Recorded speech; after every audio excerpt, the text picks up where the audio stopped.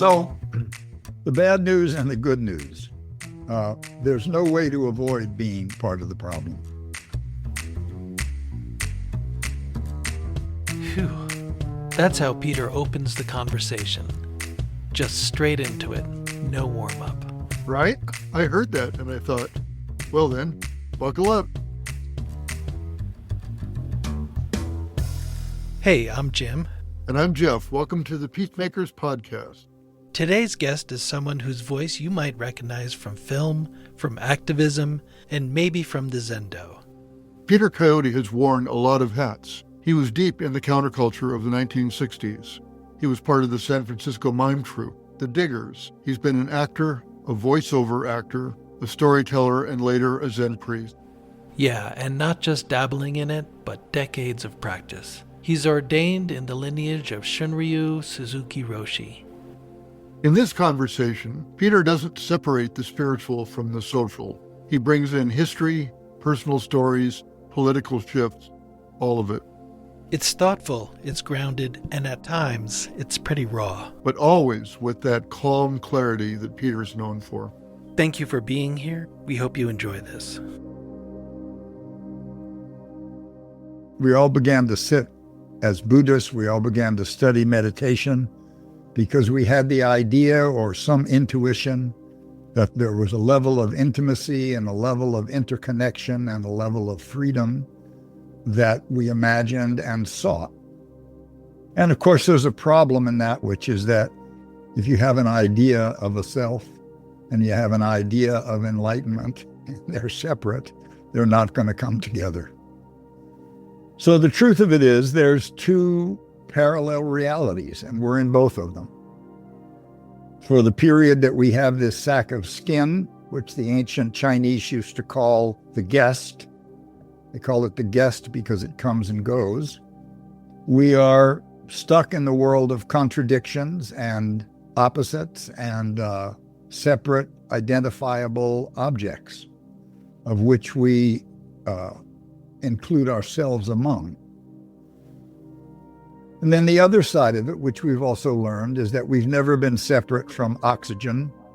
We've never been separate from microbes in the soil. We've never been separate from sunlight. We've never been separate from water. We've never been separate from the people growing the cotton, spinning the cotton, sewing the cotton, putting it on us, all the way out to the Earth's place in space. If the Earth was any closer to the sun, water would fry off. We wouldn't be here. And if it was farther away, it would freeze and we wouldn't be here. And the Earth is being held where it is by all the magnetic forces of the universe. So it's not like those things are there to support our life. Those things are our life. So our life is the sunrise. Our life is the cry of crows. It's not a metaphor. It's actually true. And part of the problem is we forget one or the other. We either tend to take a holistic view and forget about the fact that we have a body and a family to feed, and we sacrifice a lot of stuff to this idea of enlightenment, or we hold on to some idea of personal perfection as if after enlightenment all of our problems are going to disappear. But that's not the case.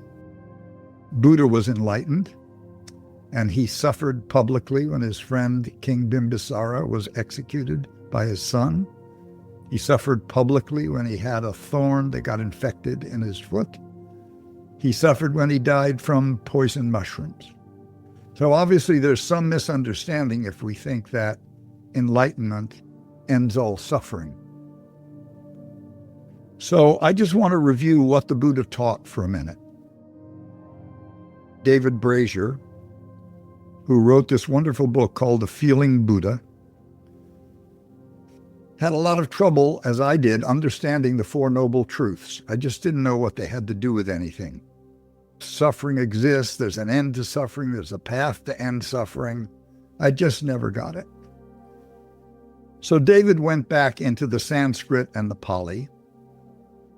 And the first thing he understood was that the word dukkha, which Buddha called the First Noble Truth, as translated by Christian translators, was suffering. But it's not actually an adequate translation. because Buddha told us what dukkha was. In his first Dharma talk, he defined dukkha as being born, dying, illness, grief, physical pain, being locked in situations we don't want to be in, being denied situations that we do want to be in. And so David substitutes the word affliction, which to me is a better word. And it gets us out of the conundrum that maybe somehow we're at fault if we're suffering. We're suffering because we're egocentric. We're suffering because we're attached. In fact, a noble truth, just think about it a second, true means true, and noble means worthy of dignity and respect. So to say that affliction is a noble truth is to say that it's impersonal, that everything exists in a kind of peppered wind. It's the energy that moves things around. If we get too hot, we move away from the fire. If we get too cold, we move closer to the fire. And this affliction just stirs the pot. And it's important to understand you're not experiencing affliction because you're ignorant or because you're stupid or because your practice is bad. It is the condition of all life on earth. The second noble truth is called samudaya, and it means arising. And when we're afflicted, thoughts and feelings arise. Bingo, it's not your fault either. Someone cuts us off in a car, we get a chill of fear, we get anger, we get a response. It's not your fault. It's just like a seesaw. It's a mechanical bing bang. The third noble truth is the first one you can do something about. And it's called nirodha. And nirodha means containment, and it has a very particular image for Nepalese people, which was a clay wall that was built around a fire pit in a village to stop the flames and sparks from leaping out and igniting the crops and burning the villages down. And the containment is zazen. The containment is prajnaparamita. The containment is dzogchen. The containment is meditation. And what we learn from meditation is that we can physically contain anything that arises within us. And by doing it over and over again, we develop strength and we develop faith based on experience, not based on belief. You sit zazen, things happen. You get an inner spaciousness. You experience yourself more and more intimately. And based on that experience, you have faith in the practice. So at the point at which you can contain whatever comes up, and why? Because it's not the problem. What arises is not the problem. The problem arises when we run away. When we run away from grief, when we run away from fear, when we run away from desire. When we run away, that's where we wind up gambling, drugging, winding up in the wrong bed. Sitting still creates no karma. Your karma works on emptiness. So by the time you get some confidence that you can contain what comes up, that's when the fourth noble truth, marga, the eightfold path, exists. What Buddha pointed out was that in a world of dependent origination, where everything is dependent on everything else, there was no such thing as a fixed self. Of course, we have self-awareness, but our awareness doesn't correspond to an organ. You can't find its location within you. You can't find its shape. You can't find its color. So it doesn't exist the way we think it exists, which is actually a great liberation. Because what it is awareness. It's boundaryless, just like the universe. So our deepest, truest nature, that which we call me, I, you, is actually this boundaryless, empty awareness. Emptiness doesn't mean nothingness. Emptiness means boundaryless. And boundaryless means that everything is connected. So when we follow the Eightfold Path, we can ask ourselves, am I following a Buddhist view? Am I seeing the world from this double-handed Buddhist view? Is my speech Buddhist speech? Am I being helpful? Am I being kind? Is my action like a Buddhist? We don't use the word right. Buddha used right livelihood, right action, right speech. My teacher used Buddhist because right connotes wrong in English as well. The Eightfold Path is the product of Buddha's enlightenment. And when we walk it and when we practice it assiduously, consulting our inner nature, we are living an enlightened life. Now, why do I give you all this buildup? Because we're living in a kind of hell right now. And it's very stressful to watch the acting out of Buddha's primary teaching, which is that everything changes. Everything is temporary. That means the United States. That means our laws, our legal system. That means the planet we live on. I'm sure for most of the people here, we would settle to be alive and happy on this blue pearl of a planet. Watch the sun come up and watch our kids grow and grow vegetables and be nice with our neighbors. And to some degree, that's a product of privilege. To other degrees, it's a product of the work we've done, sitting, facing a wall, becoming intimate with ourselves.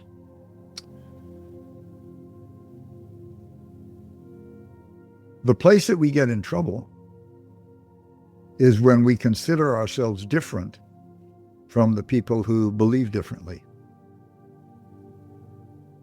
I don't like the idea that I'm made of precisely the same stuff as Donald Trump, but it's true. He has equal standing to live in this universe as I do. And perhaps if my father had been a racist member of the Ku Klux Klan who goaded my older brother into alcoholism and respected only winners and tough guys and lived by stealing and treachery and deceit, I might have grown up just like Donald Trump. I was luckier. I had a different fate. So one of the things that seems to confuse a lot of people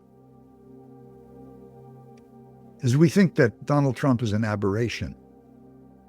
And he's not an aberration. He's the tip of a spear that's been planted in the ground since 1968. And I want to tell you just a little bit about it. So I was a part of the great counterculture in the 1960s. And I was one of those people that was half brilliant and half an idiot, had a lot of good ideas, had the freedom to experiment. It was liberated from concerns of poverty or concerns of school or career. I didn't care about that. I wanted to contribute something to the world, and we thought the United States was in a bad way then. And we set about living communally and practicing, changing our ideas on sexuality, changing our ideas on the relationships between men and women, changing our ideas on the relationship to the earth. I spent a lot of time studying with native people, thought they were the encyclopedias of how to live on this planet. But we also brought with us all our indulgence, all our traumas.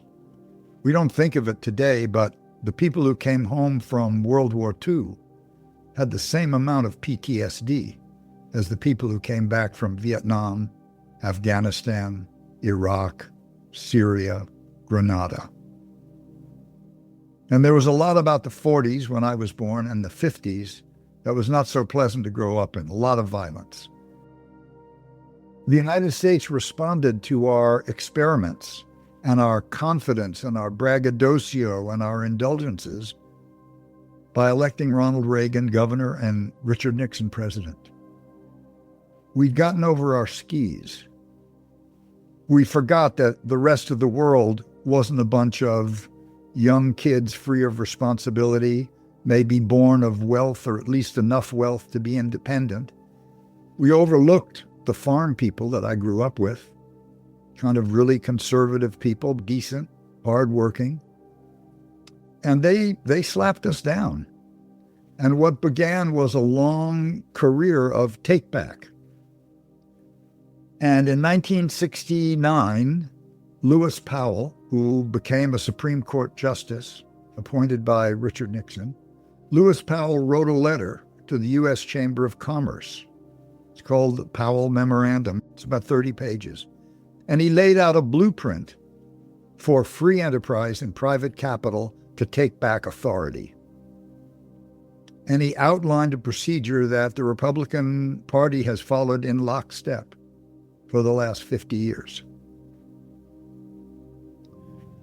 Building think tanks with television, radio stations in them, using your clout as a sponsor to demand that television stations laud the contributions of free enterprise, attacking faculties for left-wing sociologists, historians, and professors as donors, warning the universities, and making a 360-degree assault on what today they're calling woke.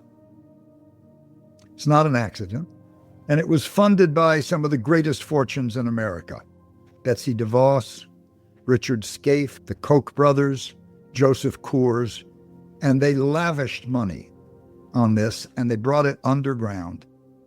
And they've been underground networking right-wing evangelical churches, Christian nationalists who believe that the founders made a Christian country and only a certain type of Christian should lead, that only certain kinds of people should be in power and the rest should follow. And there's a strain of anti-democratic nihilism, which is quite frightening, because it's not like they want to sit down and discuss things. It's not like if we can just get a few Democrats and a few Republicans to sit down and talk policy, it'll work out. They don't want it to work out.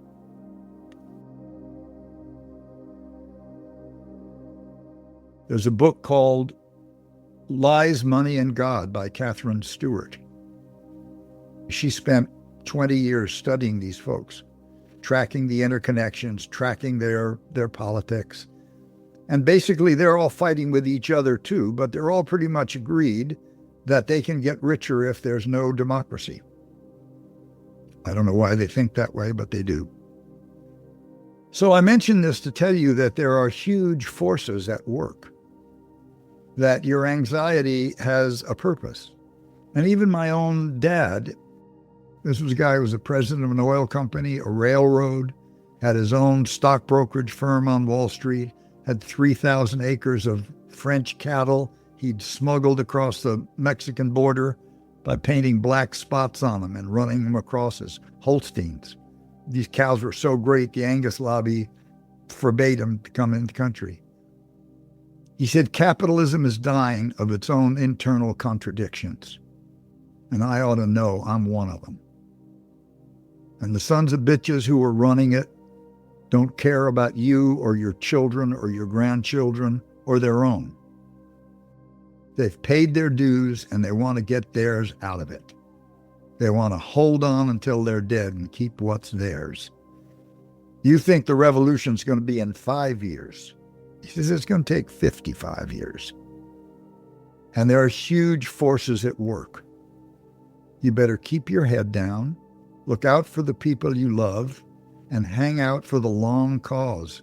This is not going to be an easy deal. It's going to be really bad. They're going to sell off everything that's not nailed down.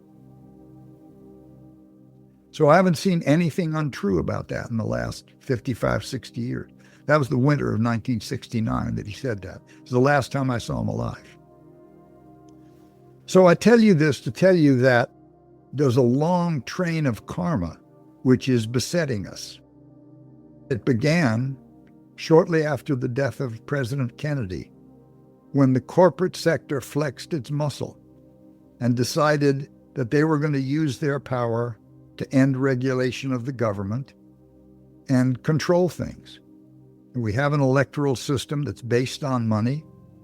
So everybody has to contend for the money. All compromises are made with the interests of money. Doesn't go the other way. From the day that the Supreme Court said campaign contributions are free speech, all the advantage was thrown to money. And then they doubled down with Citizens United, and they said unlimited money is okay, unlimited anonymous money is okay. So we no longer have any idea of who our Congress is beholden to. The worst people just open their suitcases, take the money.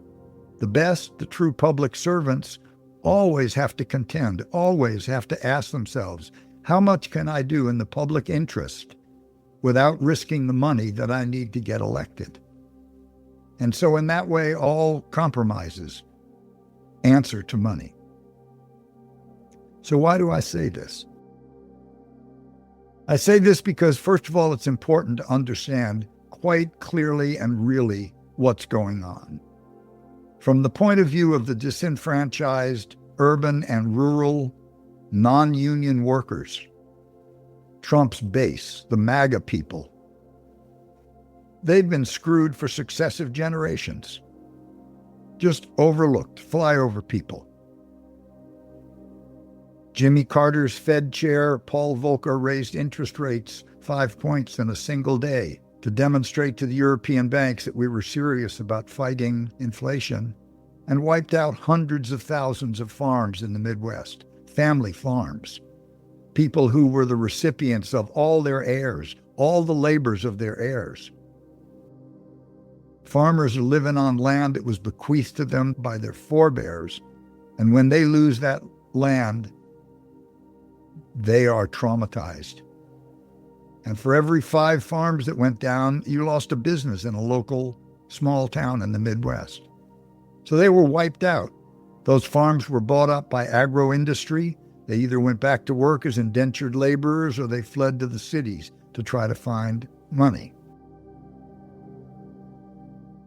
There used to be something called the Treaty of Detroit, which was an agreement between labor and industry that as industry profits rose, wages rose. Richard Nixon ended that in 1973. And the first unintended consequence of that was a loss in demand. People said, well, I'll wait, I'll buy my winter coat next year. The Democrats were part of the 2-decade-long wage freeze, $7.15 an hour. They just sat on their hands. It was a free gift to the corporate sector. Why? Because it's the corporate sector that puts them in office. It's not our $5 and $10 contributions or $100 contributions. GATT and NAFTA shifted their jobs out to countries that didn't have health and labor standards, environmental standards, didn't have safety standards. So of course it was cheaper to hire them. So the Midwest, they didn't get stable employment. If you go there today, people are working 3 jobs. They're one $500 accident away from disaster. And the Clinton administration with Larry Summers and Robert Rubin wanted to go after the same big money that the Republicans did. And they did it, and they started deregulating the banks. And that's what led to the economic collapse in 2008, where 16 million people were evicted, had their shit thrown out on the streets in front of their neighbors. Country's still not recovered from that. The liar's loans, the lying of the adjudicating agencies.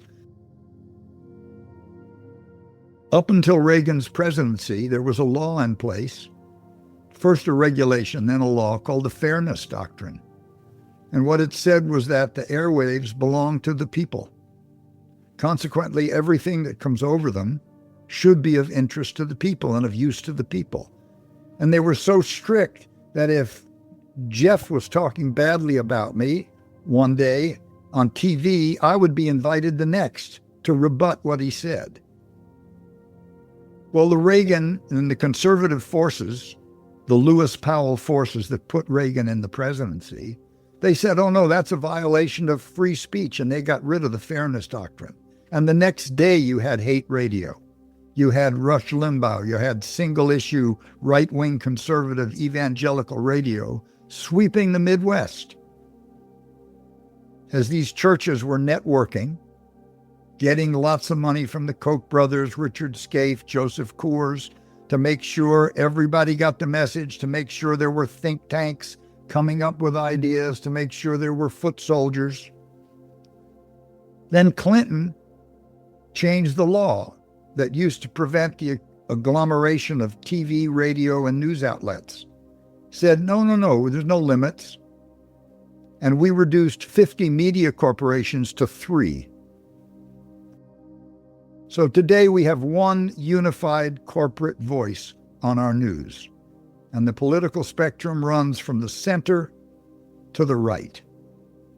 Unlike the parliaments all over Europe and all over Scandinavia, which have every position from social democrats, left of Bernie Sanders, to right-wing fascism, and they're all arguing, they're all talking, all those ideas are in currency.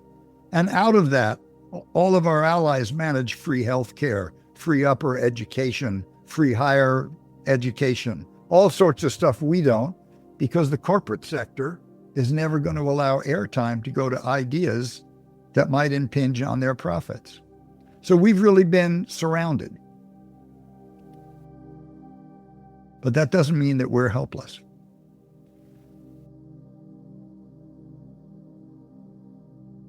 So let me bring this back to Buddhist practice now. There are people who object to my speaking about politics a lot. But politics is basically the study of groups and their interactions and their behaviors. And it seems to me that's certainly appropriate for someone who calls himself a Buddhist. So we know all this. We know that there are vast forces that are at work pretty much beyond our control. But our state of mind is not beyond our control. That's precisely in our control.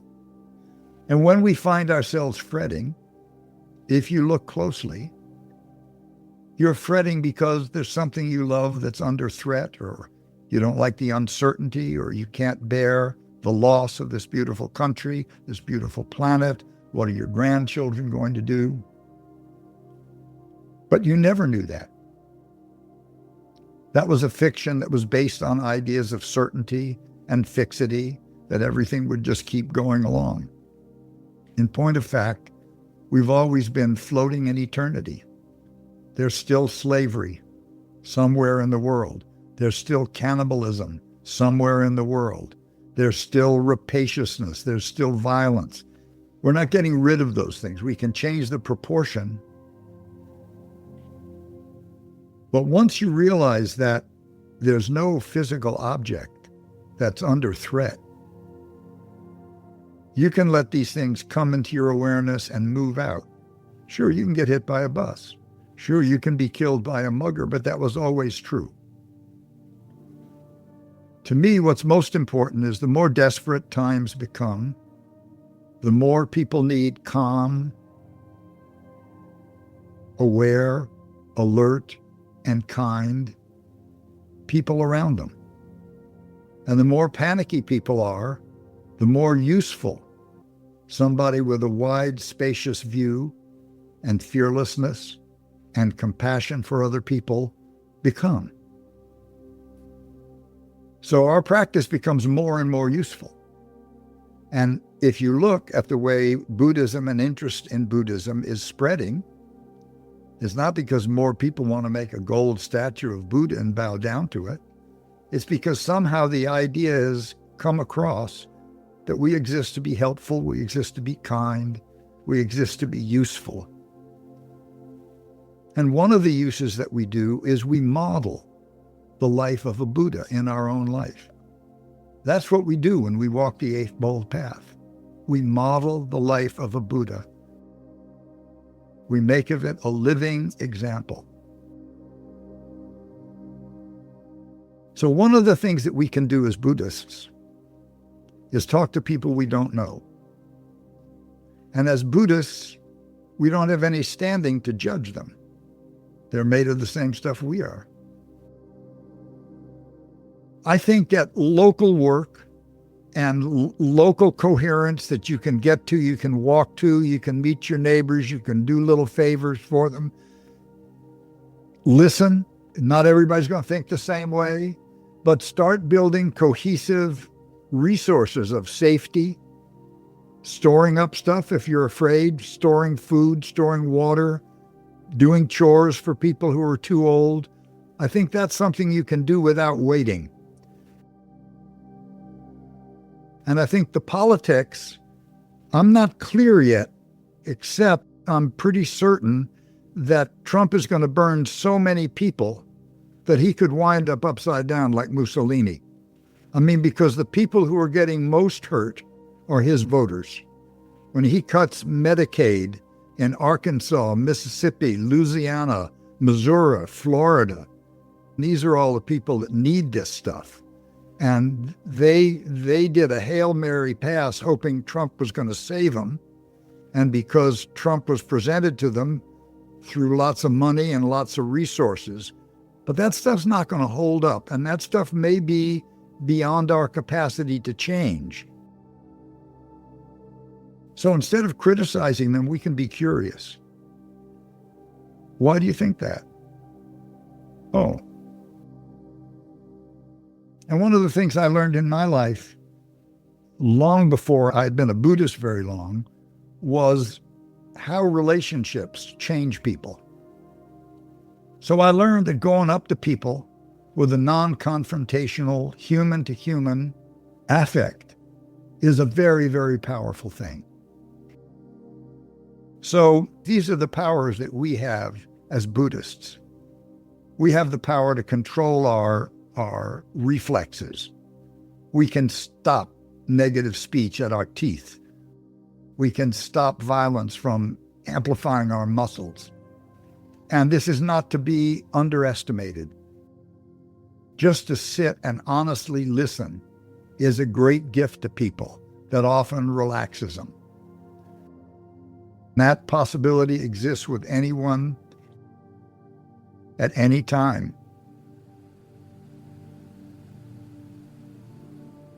Peter leaves us with this reminder that at any point we have the chance to meet them without judgment and just listen. Which seems simple, but at times like these, it's radical.